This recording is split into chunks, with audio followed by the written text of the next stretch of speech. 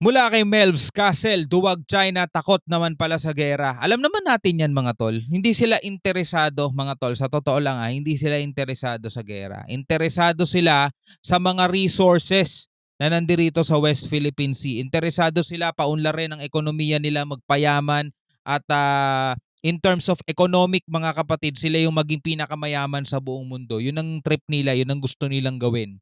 'Di ba? Puro front lang naman yung mga barko nila, hindi naman ganoon katitibay ang mga 'yan eh. Tamo nga yung Coast Guard nila, 'di ba? Tayo na nga ang sinalpok, sila pa nabutas eh. Mahihinang klase yung mga 'yon, mga tol. Pero eto, papanoorin natin 'to mula kay Melvs Castle. Bigyan natin 'to ng reaction video and commentary. At syempre mga tol, kung bago ka pa lamang dito, huwag mong kalimutan mag-subscribe kay Melvs Castle at dito rin sa ating YouTube channel sa ginagawa nating reaction video kung saan ay pinag-uusapan natin ang mga kaganapan na nangyayari ngayon dito sa ating soberanya sa West Philippine Sea. Okay? At sana pakilike mo na rin itong video natin para ma-share at ma-recommend pa to ni YouTube sa mas maraming Pilipino para syempre dumami tayong mga sumusuporta sa Pilipinas mga tol at mabawas-bawasan naman yung mga pro-China. Alright, so wag na natin patagalin to. Panoorin na natin to mga tol. Why we exist is really to prepare for war. That's absolutely true. Kumukuda na naman ang China. Sabi ko naman sa inyo, magre-react ang Chinese Foreign Ministry sa balikatan exercises. Piling tapak. Di ba? Pati balikatan exercises natin gusto nilang kontrolin, gusto nilang diktahan ng Pilipinas mga tol. Di ba? Ang tanong, legal ba yan o illegal? Yung ginagawa ng Pilipinas, legal mga tol eh. Di ba? Lagi tayong nakabase dun sa rule-based international international rules at saka dun sa international law. Rules-based order mga kapatid, hindi naman tayo lumalabag at patuloy tayong sumusunod. Sino ba ang lumalabag? Ito mga Tsekwa, mga tol. Yung ginagawa pa lang nilang pagpunta rito sa ating exclusive economic zone, labag na yan eh. Labag na sila sa UNCLOS, labag na sila sa labag na sila sa international law eh. Yan ang hindi maitapik mga tol na mga pro-China. Hindi nila maitapik yan. 'Di ba? Kinokontra nila lagi yung hakbang na ginagawa ng ating gobyerno para maipagtanggol yung ating soberanya. Lagi nila sinasabi, pinoprovoke ang China. Aba, hindi ba nila iniisip China nagpo-provoke sa Pilipinas dahil tayo nasa loob ng exclusive economic zone? Yung China trespassing na agad? Ba't di nila pinupuna yun? Panay gobyerno natin ang inaano nila, pinupuna nila. Ayaw daw nila ng gera, takot daw sila sa gera. 'Di ba? May iwasan mo ba yon kapag ang ibang bansa sinasakop ka na, tapos ikaw hindi mo ipagtatanggol ang bansa mo? Kalokohan mga pinagsasasabi ng mga pro-China no? Pangtabangan na naman kasi ang mga to. Dito ay pagpapatuloy raw ng Pilipinas ang pagpapalaya sa China Coast Guard sa South China Sea. Mas lalala pa raw ang tensyon. Aba, kayo pa ang matapang Teritoryo kasi namin yan, ba't kayo nandyan? Tama. Tsaka may karapatan ang... Biruin mo, sinasabi nila, lalala daw ang tensyon. Excuse me. Nasa loob yan ng exclusive economic zone. Anong ginagawa nyo dyan? Diba? Atras kayo, balik kayo dun sa exclusive economic zone ninyo. Hindi kayo apektado ng aming mga balikatan exercises. Wala kayong kinalaman dyan. Bumalik na kayo at umatras na kayong lahat. Diba? Yun lang naman problema ng China eh. Ang layo-layo ng nararating ng mga barko nila, pati yung bakuran ng kapitbahay nila, gusto na nilang kamkamin eh. Tapos yung ibang mga politiko pa rito, no? Parang mas magagaling pa yung mga netizen ditong nagko-comment lang. Pero mo, sabi ni Senator Robin Padilla, mas naniniwala ako sa diplomasya. Tapos biglang babanat na, ba't di natin sila gantihan, bombahin din ng water cannon? Di mo alam kung ano talaga stand niya eh, no? Pilipinas, palayasin kayo dahil sa amin naman talaga yan. Kung magpupumilit nga ang China ng mamalagi sa West Philippine Sea, mukhang may lulubog talagang mga barko doon. Layas na kasi China, layas. Pero paggigiit ng China, ayaw pa rin nila ng gulo. Dito nananawagan nga na wag daw tayong magpaalipin sa US. Saan nyo gusto kayo magpaalipin sa inyo? Nang anantong mga to.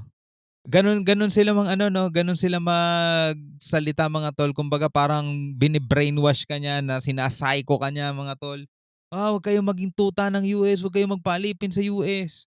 'Di ba? Samantalang tignan mo mga aksyon na ginagawa nila mga tol. Ginagawa daw tayong mga tuta ng Amerikano. Anong ibig sabihin mo, China? Sa inyo kami magpaalipin. Wag na, manigas kayo. Kung ako ang tatanungin, mas gugustuhin kong sumunod sa US dahil may paninindigan ang Amerikano. Di tulad ng China, ginagatasan nyo lang ang mga Pilipino. 关于非美的军事合作，中方已经多次表明了严正的立场。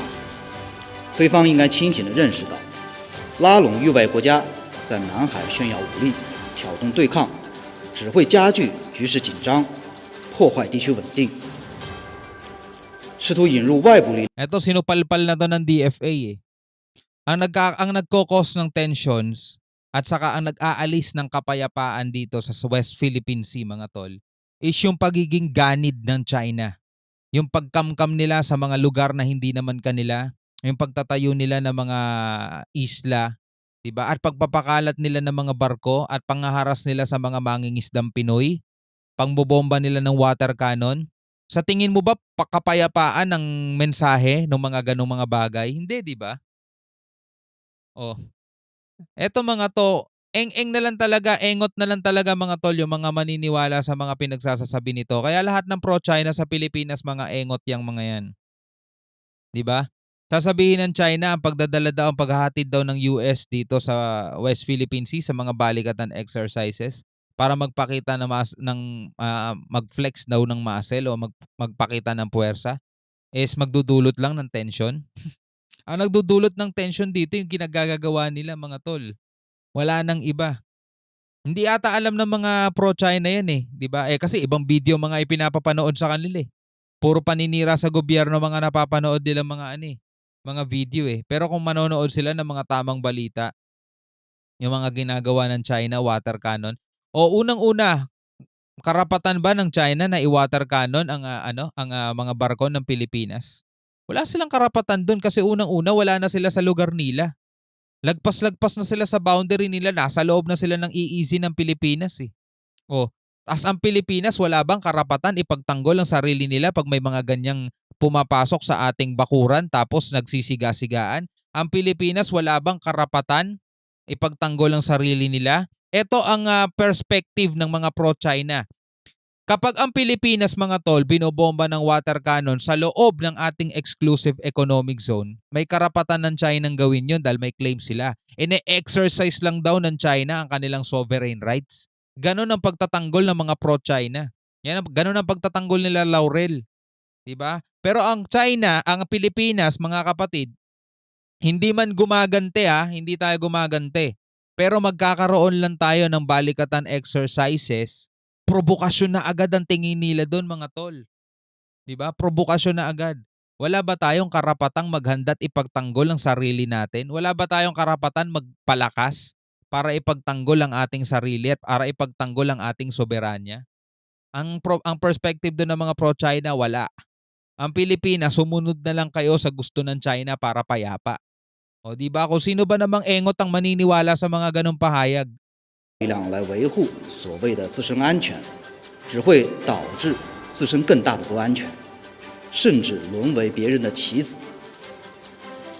我们敦促菲方停止在海上的姿势挑战。 We urge the Philippines to stop making maritime provocations. Biruin mo, di ba? Karapatan natin maglayag dito sa West Philippine Sea dahil nasasakop to ng ating exclusive economic zone. Karapatan natin mangisda dito.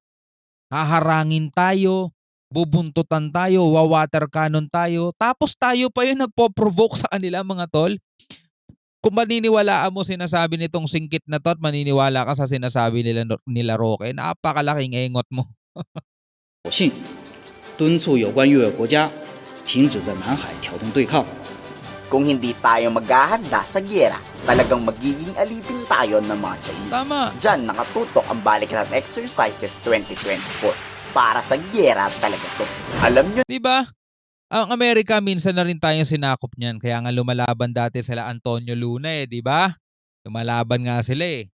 Habang yung ibang mga nasa gobyerno, panoorin niyo yung pelikulang yon, mga tol. Habang yung iba sa mga gobyerno, di ba? Iniisip kasi nila yung pansarili nilang interes, mga negosyo nila. Di ba? Panoorin niyo, mga tol. Oh. Ganon din nung panahon ng mga Hapon. Ang Pilipinas lalaban din, lumalaban din. May mga guerrilla kung tawagin, mga tol. Pero tingnan nyo, paano natin nakamtan ang ating kalayaan? Natalo ba natin ang Amerika, mga tol? Hindi natalo nga nila ang Japan eh. Binagsakan nila ng atomic eh, di ba? Tapos Amerika, matatalo natin, hindi. Pinakawalan na nila tayo, mga tol. Binalik na tayo sa sarili nating kalayaan. Oh. Yun napakamagdamaan. Hirap kasing paniwalaan ng China na hindi daw sila mananakop. Halos lahat kasi ng lumalabas sa bibig ng foreign ministry purong kasinungalingan. Sinungaling ang Sino mga ba kasing maniniwala dyan, di ba? Purpose of an armed forces, why we exist is really to prepare for war. There's no sugarcoating it. That's absolutely true. For us not to prepare, that's a disservice to the country. With or Tama. without Oh. Kung hindi kami maghahanda, 'di ba? Hindi 'yun paglilingkod sa bansa, mga tol. Kung hindi sila maghahanda, ano gagawin ng armed forces, 'di ba? Ang gagawin nila, tulog na lang, upo na lang sa mesa, magpalaki ng tiyan. O anong ginagawa ng armed forces? Eh di ba kaya nga nag-e-exist ang armed forces para ipagtanggol ang Pilipinas if ever na merong mananalakay, merong maghahasik ng kaguluhan at merong gustong manakop sa atin. Di ba yun ang papel ng armed forces? Oh, dapat laging handa yan. Dapat laging nagre-ready yan. Dapat laging mayroong exercises yan. Para if ever na dumating man, kumbaga insurance natin yan na protektado tayo eh. Di ba? If ever man na kung ano man ang dumating, lagi silang handa.